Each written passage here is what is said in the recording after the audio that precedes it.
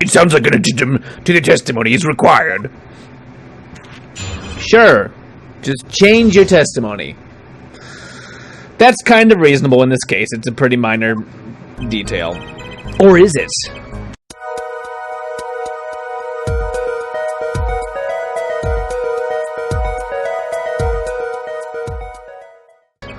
As soon as the killer raised his pistol, I took action. "Cease this at once, you two," I cried with composure. The victim turned in the direction of my voice, and a shot rang out. Whereupon our cowardly killer, the defendant, appeared to have become frightened. Tossing the pistol aside, he fled from the scene. That almost makes sense. If he's trying to help and you turned and the bullet that was coming here went here, that almost makes sense, but definitely isn't what happened. If anything, a temple shot makes me suspect a suicide, because otherwise that's a weird place. I don't know why you go steal a noodle cart, pull it around, and then kill yourself. So, I see. So you attempted to stop the crime. Indeed, with composure. Well, maybe the criminal wouldn't have fired if he hadn't shouted like that. That doesn't really matter now, unfortunately. Let us consider this new testimony, shall we? Observe the diagram, if you would. The witness, Mr. Stickler, was it? Stood there. He shouted, "Oh, stop, please," or something of that nature. And the victim responded by looking in the witness's direction. If the killer were to have fired at just that moment, as we can see, the bullet would have struck the right temple, as in the report. Oh, that does seem to be the case. Witness the power of a junior in Ivy's University's Department of Science. Very well, Mr. Justice. You may cross-examine the witness. How did the fingerprints get wiped? They wouldn't have. So that's a pretty big detail. As soon as the killer raised the pistol, I took action. So you saw a raised pistol. Weren't you frightened? It can be said we students of Ivy University know no fear. The moment I saw that pistol, my inner sense of justice compelled me to take action. It was certainly brave of you. You might have gotten shot. Eh? You certainly were lucky. If I were in the killer's shoes, I certainly wouldn't have left a witness behind. Not while I still have a gun and you're standing there. Ooh! He actually looks like he had no idea he was in danger. Regardless, I attempted to halt the bloodshed. "Cease this at once, you two," I cried with composure. With composure, eh? Are you sure both men were able to hear your voice? They were, of course. Yeah. Oh, my high, exquisite voice echoed through the park. And the victim responded to that clarion call. Quite. The victim turned in the direction of my voice, and a shot rang out. Did you hear the gunshot at the same time as the victim turned? Indeed, I would say about the same time, to be precise. And the victim didn't ask you for help? It can be said that he didn't have time to ask. He didn't even have time to take a single step. I'm totally sure the killer fired because Mr. Stickler startled him. Don't say that too loud, Trissy, please. It doesn't really help our case at all. Whereupon our cowardly killer, the defendant, appeared to have become frightened. Can you describe the killer's actions more clearly? He seemed quite surprised, especially considering that it was he who did the deed. As we can see, human psychology is a tangled web indeed. He simply couldn't believe what he had done. He shot, he panicked, a common tale but true. Unfortunately, before I could take further action, tossing the pistol aside, he fled from the scene. You didn't try to apprehend the criminal? It all happened so fast. I'm afraid I hadn't the time. Doesn't something about that strike you as odd, Apollo? What? The killer was in a hurry, right? He fired the pistol and tossed it right away. According to the testimony, that's what happened, yeah. In that case, I'd expect to find something that we didn't find. Find something? Find what? I like that contradiction. Kind of sad to see it go. Not as sad as I feel. What do we do now? At least the testimony's getting a little clearer. She's right. Maybe I can find something to use in this new testimony.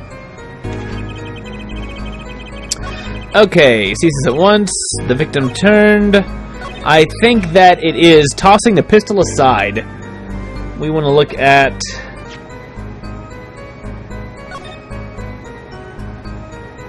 Let's check this. See if we can find anything super cool. Whoa, don't point that thing at me! Don't worry, I can handle myself around guns. Magic guns, at least. The ones that pigeons come out of. Very reassuring. Okay, there was no new evidence there. But, the fingerprints were wiped. And I do think that the fact that if you're like, blam, blam, blam, and then for some reason you're in a panic and you're like, I'm gonna throw my gun and run away, that there should be fingerprints. Wait a second. Tisk, another misleading request. Yet you're so beholden to your own mode of discourse you can't see how it affects you. Come again? Wait a second, you say. A second? Are we intended to wait just that? A single second? 1/60th of a minute? That's hardly enough time to draw a breath, let alone make a statement in court. Now, had you asked for a longer period of time, say 3 minutes, 35 seconds, that... Mr. Justice, Yes, Your Honor. am I to understand you are objecting to the length of a second? Yeah, no. I mean, here, just look at this pistol. It doesn't have a single fingerprint on it. Oh, a common ploy, made all the more common, I fear, by the prevalence of television. Criminals these days are loath to leave fingerprints. Wait, but you said the killer tossed the gun and ran. That's right. He didn't have time to wipe the gun for prints. As a little girl sticking it to the university student. There's a song in there, I'm sure of it. I'm not little. So let's think like adults, shall we, Fraulein? Eh? What if the killer, the defendant, was wearing gloves? But what if he was?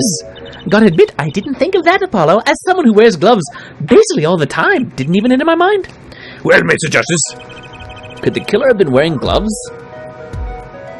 No. No. How? No way. The record of the murder weapon is very clear about one thing. The fingerprints were wiped, which means some trace of prints remained, which contradicts your testimony. If everything happened as you say it did, he wouldn't have had time to wipe the pistol.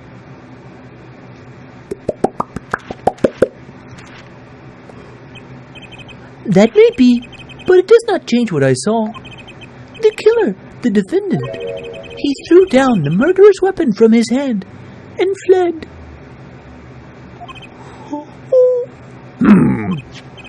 And this pistol was found at the scene of the crime, strongly suggesting that this was the weapon he disposed of. That sounds solid to me. Well, Herr Forehead, any of your precious objections? What gives, Apollo? Let's see that voice train and go to work. You've been shouting all morning since 5 a.m., was it? You know, I've only recently realized something. Getting up at 5 a.m. and shouting for hours doesn't make my voice any stronger. It just makes my throat a little hoarse. No matter how much you train your voice, it doesn't matter if you have nothing to say. What do you mean, nothing to say? Isn't it obvious from what the witness just said? Huh? Isn't what obvious? When he restated what he saw just now, he said he saw Walkie drop a murderous weapon. But that's not the same as being 100% sure of what Walkie threw away. You're right. He's just confused. He's just confused because a pistol was found at the scene. Poor Mrs. Stickler. It must be hard to be so perfect and yet so wrong. Well, it can't be said. It can be said that I'm quite offended. Well, it is indeed true that once a month I received by the teacher of the backboard for all to see the application form I made previously by the same as What we can say for certain is that the witness saw the killer throw something. Does the defense have anything to say about this? Oh yeah, we know what he threw. He threw down a weapon, but it was not a gun. Well, if what he threw wasn't a pistol, then it had to be something else. It had to be something else. At least one person on the defense team seems to be thinking, it's not the lawyer. Maybe it's the lady with the nice hat. I'll wipe that smile off your pretty face, Gavin, with a nice cloth. I'm just gonna... And then you'll be like, why are you doing that? You won't be smiling. Perhaps you can inform the court as to the nature of this something else. What did the killer throw away before fleeing the scene? He threw away my attorney's badge. No, it was the knife. Is that a sword? I saw one of those on the late-night movie last night. Great. A sleep-deprived judge. This knife was found at the scene of the crime, with the defendant's prints on it. His prints? This single piece of evidence proves two important things. One, that what the defendant threw down wasn't a pistol. Two, that the defendant wasn't wearing gloves. Indeed. Oh, her forehead. You're forgetting two other things you've just proven. Huh? One, that the man the witness saw was the defendant, Mr. Waki-Kitaki. Two, that the defendant was holding a knife with the intent of harming the victim. Oh! Indeed. No. Never underestimate a Gavin, is the lesson here. He's still a Gavin. Just because he's a rock star doesn't mean he's a dummy. This court is of the opinion that our witness is fond of making assumptions. In that light, I believe it would behoove us to hear about what really occurred. With less assuming, please.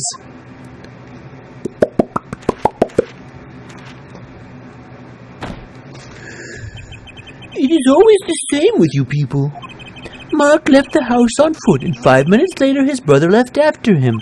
How long would it take for Mark's brother to catch up to him? Assuming that Mark never had to stop for a traffic light.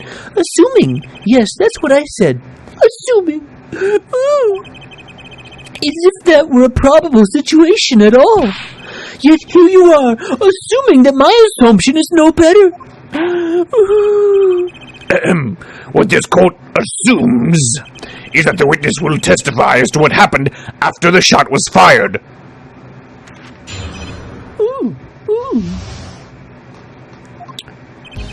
I could not prevent the killer from leaving the scene. Nor could I simply leave the scene in good conscience. Ergo, I used my cell phone to call the police. Until the police arrived at the scene 10 minutes later, I saw no one else. Why didn't you chase the killer? He was, as you say, a killer. Of course I could have run him down, yet what would he have done when cornered? Sadly, it takes more than an aptitude for solving quadratic equations to know that. Quadratic equations? Are you in middle school? Why are you solving quadratic equations? Did the testimony earlier not prove the defendant's presence at the scene? And do we not also know that there was no one else there? It seems clear that we have a killer. Does it not? Does it not, Mr. Justice? I don't know. I wasn't paying attention to the last couple of sentences there. I'd better find a way to take this testimony down quick.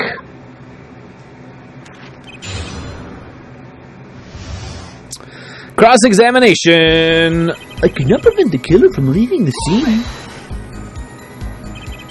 Which way did the killer run? By that time it was clear the killer had noticed me. Naturally, he ran in the opposite direction. That would mean he ran in the opposite direction from the Kitaki mansion. Achtung, don't even think about pointing out that he was going away from his home. All he had to do was loop back once he was out of sight. How do you know that's where I was going? I didn't even...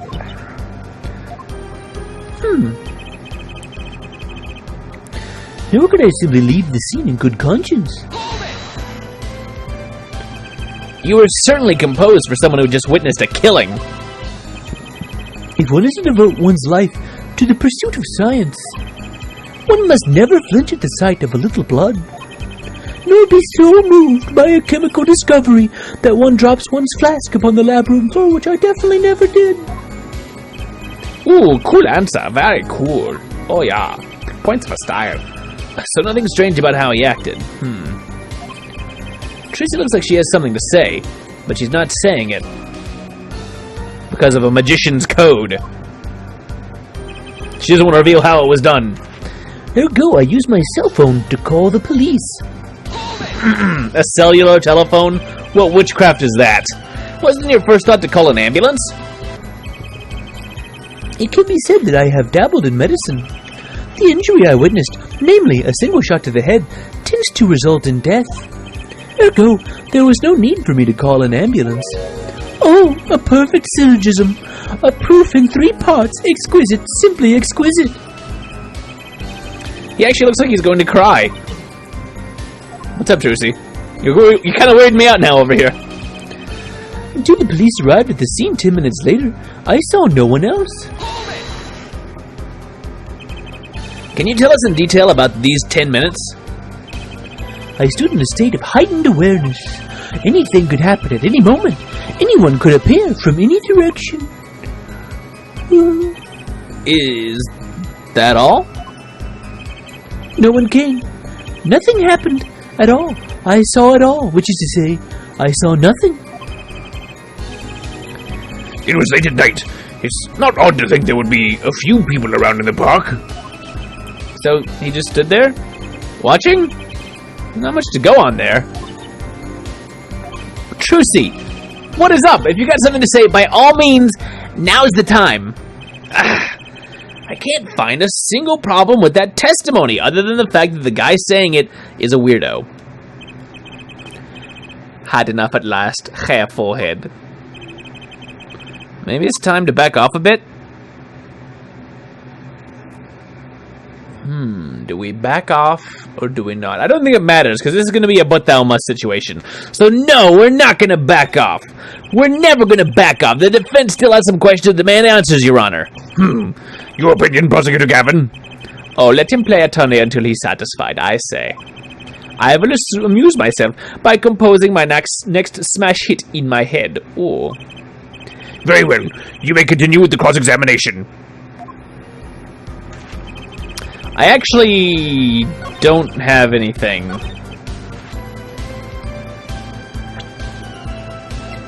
Unless this is his cell phone. Which would be funny. But I don't think I can present that because there's not a contradiction. I found a phone. Oh, really? Well, what if your phone was in a garage at the time?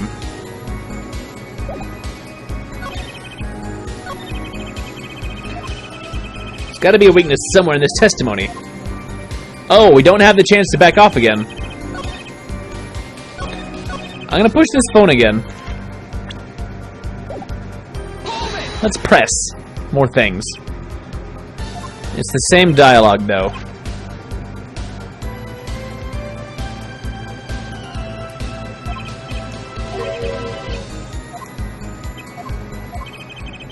Maybe there isn't... Okay, maybe there isn't anything left to unravel in this testimony after all. Some of us have glamorous careers we'd like to get back to this month, hair forehead. They don't have enough to put Waukee away yet. Should I back off for now? Yes. Let us back off now. There's nothing fishy about that testimony at all. It appears there are no objections to the witness's current testimony. There are any number of ways to explain the lack of prints on the pistol, I assure you. Perhaps the killer really was wearing gloves which wiped the previous user's prints off. Then, after the deed was done, this fell out of his pocket as he was throwing the gun away.